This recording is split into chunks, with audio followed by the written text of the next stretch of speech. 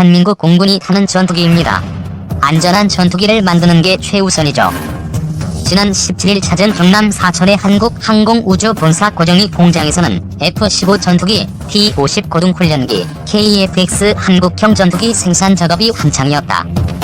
카이의 베테랑 작업자 수십 명이 각 생산 라인에 붙어 묵묵히 전투기를 조립하며 구슬땀을 흘리고 있었다. 이성기 고정익 공정관리팀장은 이곳 직원 모두가 대한민국 영공을 지키는 전투기를 생산한다는 자부심을 갖고 일한다고 설명했다. 축구장 3개 크기의 고정입동 생산 라인에는 전투기 전방, 중앙, 후방 동체뿐 아니라 주입과 미익이 질서정연하게 배치돼 있었다. 일부 부품을 제외하면 전투기 동체 제작부터 최종 조립까지 대부분의 공정이 이곳에서 이루어진다. 고정입동은 기둥이 없는 우주공법으로 지어져 마치 경납고처럼 탁 비어 있었는데 생산 기종에 따라 유동적으로 생산 라인을 배치하기 위해서다. 전투기를 비롯해 항공기는 제작 과정에서 용접을 하지 않는다. 대신 일일이 동체에 구멍을 뚫고 볼트와 리벳으로 촘촘히 연결한다. 튼튼한 볼트로 바느질을 하는 셈이다. 용접 대신 볼트와 리벳을 사용하는 이유는 향후 원활한 정비를 위해서라고 한다.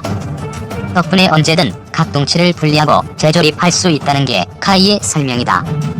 일일이 작업자가 전투기 동체에 구멍을 뚫기는 쉽지 않다. 특수 제작된 다이아몬드 드릴을 이용할 정도로 견고한 소재로 제작됐을 뿐 아니라 뚫어야 할 구멍이 많기 때문이다. 카이 관계자는 KF-X 기준 리벳 작업을 위해 주입과 미익에 필요한 구멍만 17,000개라고 빗팀했다. 카이는 최근 대형 로봇 드릴링 시스템을 도입했다. 컴퓨터와 센서를 이용해 한치의 오차도 없이 정확한 지점을 찾아 정교하게 구멍을 뚫는 시스템이다. 작업자가 전투기에 구멍 하나를 뚫는 데 드는 시간은 평균 154초지만 ARDS를 이용하면 25초면 충분하다. 그만큼 작업 시간을 단축할 수 있다. 특히 전투기는 정확한 조립이 생명이다. 전방, 중앙, 후방 동체를 결합하는데 단 0.001mm의 오차도 허용하지 않는다. 이 때문에 최종 조립 단계에서 동체 자동 체결 시스템을 사용한다. 헤스는 일종의 자동 운반 차량으로 11개의 레이저를 활용해 정확한 위치에 개별 조립된 전방, 중앙, 후방 동체를 일렬로 정렬한다. 사람이 직접 작업하는 것보다 정확하고 작업 시간도 80% 단축할 수 있다. 항공기 생산 라인에 헤스를 도입한 것은 미국 보잉에 이어 카이가 전 세계 두 번째다. 이날 현장에선 KF-X 생산 현장도 엿볼 수 있었다. 한군 이래 최대 무기 개발 사업이라 불리는 KF-X 사업은 전투기 개발에만 8조 6천억 원, 120대 생산에 10조 원이 투입되는 초대형 사업이다. KF-X의 첫 번째 실물 기체인 CJ1호기는 지난 9월부터 최종 조립 과정에 돌입했다. 현재 250여 명의 베테랑 작업자들이 KF-X를 제작 중이다. KF-X 날개는 세로로 세워진 채 조립 작업이 이루어졌다. 날개 너비만 해도 아파트 4층 높이에 달하는 11.2m다. 날개는 가볍고 탄탄한 탄소 섬유 시트 80여 장을 겹치는 방식으로 제작된다. 날개 내부는 알루미늄으로 만들어져 특수 제작된 다이아몬드 드릴이 아니면 구멍을 뚫기 어려울 정도로 견고하다.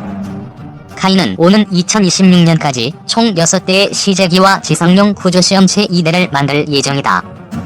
카이 관계자는 내년 상반기쯤 초도기의 롤아웃 행사를 가질 수 있을 것이라고 말했다.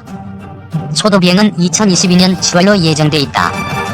우리 참모총장보다 한국항공우주산업사정이 더 세요. 결국 카이 하자는 대로 갑니다. 어느 젊은 공군 장교가 필자에게 직접 했던 푸념이다. 카이는 외환위기 직후인 1999년 삼성항공과 대우중공업, 현대우주항공을 통합해 만든 회사다. 정부 주도의 빅딜이었고 사장은 정부에서 임명한다. 그러다 보니 대통령 선거 캠프에서 활약한 유력 인사가 사장으로 발탁되는 일이 잦다.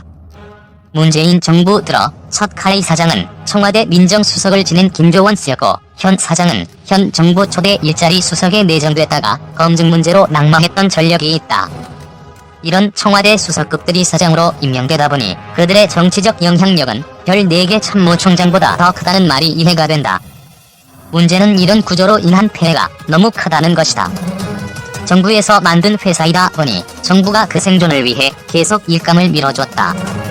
사장이 항공 전문이거나 전문 경영인이 아니라 정치적 성향이 강한 인물이었던 전례가 많고, 그가 다음 행보를 위해 우수한 실적을 거두려고 무리하는 데서 기인한다고 전문가들은 평가한다. FA-50 전투기의 짧은 항소거리에 대한 불만이 현장에서 꾸준히 제기되자 나온 대안이 2인 승인 FA-50의 조종석을 1인승으로 개조하면 최소 100km 이상의 전투 행동 반경을 확보할 수 있다는 것이다. 그러나 카이는 공군에서 예산을 주면 개발하겠다고 한다.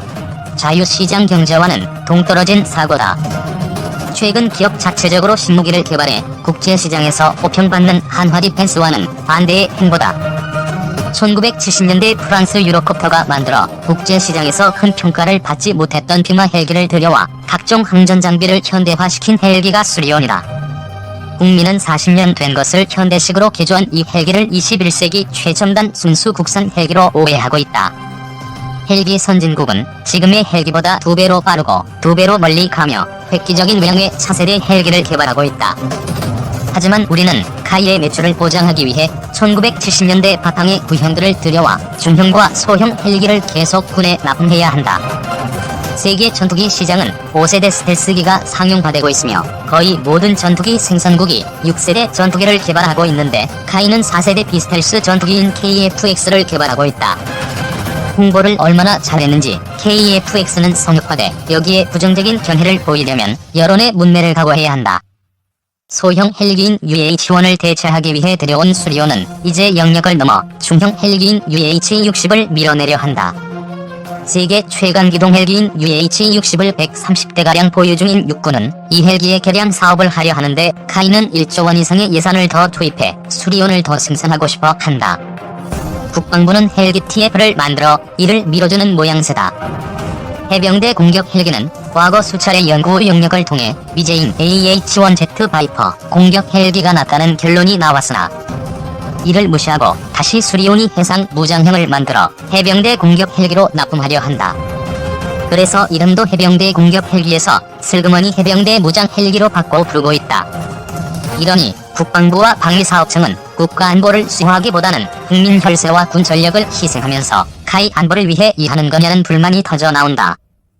이 문제점을 주제로 한계호 국민의힘 의원이 주최한 비공개 세미나에 참석한 전직 방위사업청 관계자와 육군 장교는 하나같이 수리온은 UH-60을 대체할 능력이 안되고 AH-1Z 바이퍼와 비교할 수 없다고 강조했다. 수출 가능성도 없다고 했다. 그들은 현역 시절 수리온과 KF-X 등 항공무기 전반에 관여했던 전문가들이다. 세미나에서 한 의원은 국방부와 방사청은 싸워서 이길 수 있는 무기 도입에 집중해야지 특정 기업을 위해 일해선 안 된다고 일갈했다. 카이는 철저한 시장 경제 논리에 따라 스스로 우수한 항공기를 만들기 위해 투자해야 한다. 젊은 장교들이 장관, 참모총장, 사령관이 카이 사장보다 힘이 약하다고 더는 자괴하지 않도록 해야 한다. 카이는 민영화가 답이다. 또는 군의 기생에 군 전력을 약화시키는 충이 되지 말아야 한다. 국산화라는 이름으로 블랙호크 업그레이드 잠정 중단. 일부 군사 전문가들 사이에서는 국방에 이바지해야 할 방위산업 업체가 오히려 국방의 발목을 잡는 것 아니냐는 우려를 표시하기도 한다. 미국 등 우방국에서도 사용하는 블랙호크는 실전에서 성능이 확인된 헬기다. 미국도 지속적으로 성능 개량을 하면서 군에서 사용 중이다. 우리 군의 블랙호크도 성능 개량만 거치면 향후 20년간은 무리 없이 사용 가능하다고 전문가들은 이야기한다. 우리 군의 UH-60 블랙호크는 내구연한 50년에 비해 현재 사용연한은 20에서 25년에 불과하다. 수리온을 도입한다면 약 3조 3천억 원의 비용이 들어가게 된다. 이처럼 비용 측면에서 차이가 벌어지자 방사청은 산업연구원의 기동헬기 성능 개량 사업의 산업파급 효과 분석을 의뢰했다. 한 의원 측은 국산화를 통한 국내 산업 파급 효과 하나 이유만으로 비용, 성능, 전력화 시기 등 모든 것이 부족한 카이의 헬기를 결국은 소유 수정까지 하면서 도입하겠다는 것은 잘못된 방향이라고 말했다. 자주국방이라는 이름 하에 무기 국산화는 지금까지 당연한 것으로 지부되었다. 그러나 국산화라는 명분이 오히려 방위산업과 국방력을 저해한 경우도 있다. K2 흑표전차가 대표적이다.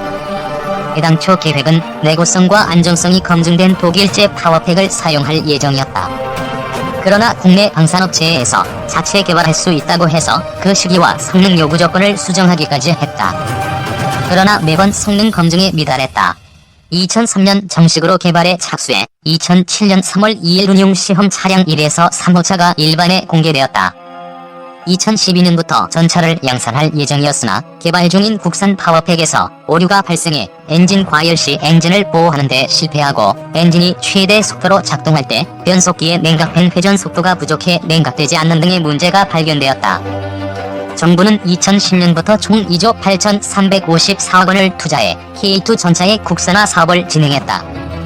1, 2차 양산을 통해 핵심인 엔진은 국산화에 성공했지만 3차 양산을 앞두고 변속기 개발은 현재 진행 중이다. 김진표 더불어민주당 의원실에 따르면 지난 16일 방사청과 K2 전차 변속기 개발 업체인 SEN대중공업이 비공개로 내구도 평가 등을 놓고 협의를 진행했지만 결렬됐다. 김 의원은 변속기를 제외한 나머지 부품에 대해서는 계약을 맺어 관련 업체가 숨통을 트일 수 있도록 해야 한다며 변속기 국산화가 어려우면 2차 때처럼 독일산으로 조립하고 4차 양산에서 문제점을 정확히 파악해 개발하면 된다고 말한다. 현재 K2 흑표전차는 2015년 1차분 100대는 독일제 파워팩을 탑재했다. 2019년 2차분 100대는 국내 제작 엔진과 독일제 변속기가 혼합된 파워팩을 장착하면서 일단 문제를 일으키기도 했다. 현재 실전에 200대의 흑표전차가 실전 배치되었다. 마지막 3차 사업 100대는 엔진과 변속기 모두 국산화를 목표로 한다. 그러나 아직 결과가 나오지 않고 있다. 변속기에 대한 내구도 평가를 마쳐야 하는데 전차의 수명주기인 9,600km 변속기 내구 테스트가 남았다. 그러나 이제 2달 남은 2020년 말까지 완료 가능성은 희박해 보인다. 국산화라는 이름하에 K2 흑표전차 배치 완료는 계속 늦어지고 있다. 무기 국산화보다 우선되어야 하는 것은 군의 요구 시기와 작전 환경에 맞는 무기를 제때 정확히 배치하는 것이다. 그것이 설령 외국 수입 무기라도 말이다. 국산화라는 미명하에 군의 작전에 지장을 초래하거나 군의 요구 성능을 다운해서도 안 된다. 방위산업체는 국방을 위해 존재하는 것이지 국방이 방위산업체를 위해 있는 것이 아니기 때문이다. 요구 성능에 미달하면 가차 없이 도태시켜야 한다. 제때 사용할 수 없는 무기는 무기가 아니다. 현재 진행 중인 한국형 스텔스 전투기인 KF-X 사업도 사실 불확실한 측면이 많다. 2026년 개발 완료를 목표로 하는 KF-X 사업에는 총 18조 6천억의 예산이 투입된다. 과연 제 성능이 나올지 예정된 일정에 맞춰 생산할 수 있을지